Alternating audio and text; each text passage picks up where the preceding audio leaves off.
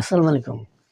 Welcome করছি Bangladesh premier league BPL নিয়ে এবং বিপিএল এর মহরম শেষ হতে চলেছে এবং বিপিএল এ একটা নাটক ঘটে যাচ্ছে। কারণ বাংলাদেশ প্রিমিয়ার লিগের শেষ মুহূর্তে ঢাকা পর্ব, সিলেট পর্ব শেষ এবং ঢাকা পর্ব ইতিমধ্যেই ৩টা দল কোয়ালিফাই করে ফেলে দিয়েছে। সিলেট, রাজশাহী এবং চিটাগাং। এদের কোনো চিন্তা নেই, কারণ তারা কোয়ালিফাই করে ফেলে দিয়েছে। যাকে নিয়ে চিন্তা ছিল, যাকে নিয়ে আশা ছিল বাংলাদেশের মানুষের, সবাই যার খেলাটা দেখতে আগ্রহী ছিল এবং বিগ মানের প্লেয়ার ছিল, প্রথম থেকে এবং শুরু থেকে যাই বলেন আর শেষ থেকে যাই বলেন, সেটা হচ্ছে রংপুর রাইডার্স। রংপুর রাইডার্স ৬ দলের চেয়ে সবচেয়ে বড় টিম ছিল, কিন্তু রংপুর রাইডার্স শেষ পর্যন্ত সে ধরনের পারফরমেন্স দেখাতে পারেনি। তারা লাস্ট ৮ ম্যাচে ৮ পয়েন্ট, এই ৮ ম্যাচে ৮ পয়েন্ট নিয়ে রংপুর রাইডার্স তারা কোয়ালিফাই করতে পারবে না কখনো। যদি ঢাকা পরপর ২ ম্যাচ জিতে যায়, নোয়াখালী পরপর ২ ম্যাচ জিতে যায়, তাহলে কিন্তু রংপুর রাইডার্সের কোয়ালিফাই করার সম্ভাবনা খুবই কম। আর যদি রংপুর রাইডার্স কোনোভাবে একটি ম্যাচ জিতে যায়, তাহলে তারা কোয়ালিফাই করে ফেলে দিবে। কিন্তু রংপুর রাইডার্স যদি লাস্ট পর্যন্ত ২ ম্যাচ না জেতে, তাহলে কিন্তু কোয়ালিফাই করতে পারবে না। বলা হচ্ছিল নোয়াখালী সবচেয়ে বড় চমক নিয়ে আসবে এবং আজকে নোয়াখালীর ম্যাচ চিটাগাং ভার্সেস নোয়াখালী। চিটাগাংয়ের কোনো চিন্তাই নেই, কারণ তারা ইতিমধ্যে কোয়ালিফাই করে ফেলে দিয়েছে। কিন্তু নোয়াখালীর জন্য বড় চিন্তা, কারণ তারা যদি এই ম্যাচ জেতে এবং তার পরবর্তী ম্যাচ জেতে, তাহলে কিন্তু তারা কোয়ালিফাইয়ের একটা আশা, তারা যদি রান রেটে বড় ব্যবধানে জেতে, তারা যদি লাস্টে ব্যাটিং করে উইকেট ব্যবধানে জেতে, তাহলে কিন্তু নোয়াখালী আশা করতে পারে। নোয়াখালীবাসীর একটা মনের আশা, মনের ভরসা, নতুন টিম, অনেক দিন যাবৎ তারা চাচ্ছে যে আমরা নোয়াখালী বিভাগ চাই। শেষ পর্যন্ত বিপিএলে তারা দল নিয়ে ফেলে দিয়েছে এবং মিরপুরের হোম অফ গ্রাউন্ড ক্রিকেট স্টেডিয়ামে নোয়াখালীদের মহরম চলবে।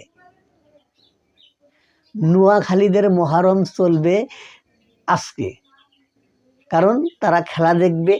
মোহাম্মদ নাবির ছেলে ইসাখার অসাধারণ ব্যাটিং করেছেন, বাপ এবং ছেলে আগের ম্যাচে। যদি বাপ বেটা এই ম্যাচে যে জ্বলে উঠতে পারে, যদি বাংলাদেশের দ্রুততম সেঞ্চুরিয়ান ম্যান, গত ম্যাচগুলোতে তিনি পারফরমেন্স করতে পারেন নাই ধরেন, এবং করতে পারে নাই হাবিবুর রহমান সোহান, তিনি যদি একটা বিগ ইনিংস খেলতে পারেন,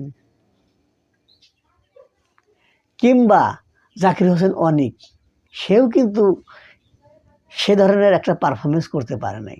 যদি চিটাগাংয়ের বিপক্ষে একটা বড় ইনিংস খেলতে পারেন, সৌম্য সরকার বাংলাদেশের একজন শিক্ষিত ব্যাটসম্যান, তার বড় শট খেলার ক্যাপাসিটি অনেক বেশি এবং ফ্যান্টাস্টিক লেভেলের ক্রিকেট খেলেন এই সৌম্য সরকার। যদি ব্যাটে বলে করতে পারেন, দলের জন্য হাল ধরতে পারেন, অসাধারণ ইনিংস খেলতে পারেন, নোয়াখালীর জন্য একটা শুভ সম্ভাবনা থাকবে।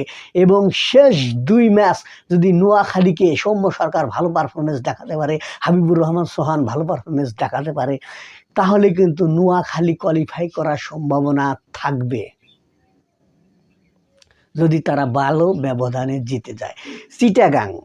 চিটাগাংকে নিয়ে কোনো প্রশ্নই আসে না, কারণ তারা অসাধারণ খেলছে। তারা এই ম্যাচ জিতলেও আসে যায় না, না জিতলেও আসে যায় না। কিন্তু চিটাগাং জিততে চাইবে একটা কারণে, তারা যদি ১ এবং ২ নম্বরে থাকতে পারে, প্রথম সেমিফাইনাল ম্যাচে যদি হেরে যায়, তাদের দ্বিতীয় চান্স থাকবে। এই কারণে চিটাগাং জেতার জন্য মরিয়া হয়ে থাকবে। কিন্তু ডু আর ডাই ম্যাচ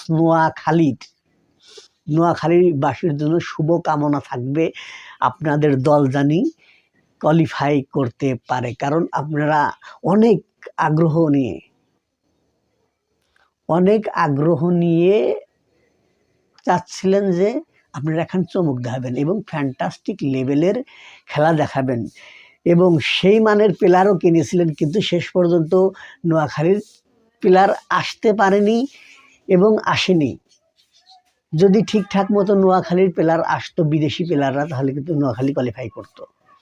যা হোক, দিন শেষে কে জিতবে কে হারবে ক্রিকেট মাঠেই দেখা হবে, মিরপুর হোম অফ গ্রাউন্ডেই দেখা হবে, খেলা হবে, টিভি স্ক্রিনে দেখতে পারলে বুঝতে পারবেন। আমি চাই যে অসাধারণ খেলা হোক, ফ্যান্টাস্টিক লেভেলের খেলা হোক, এই বলে আমার আজকের ভিডিও শেষ করছি। পরবর্তী ভিডিও পাওয়ার জন্য সঙ্গেই থাকুন।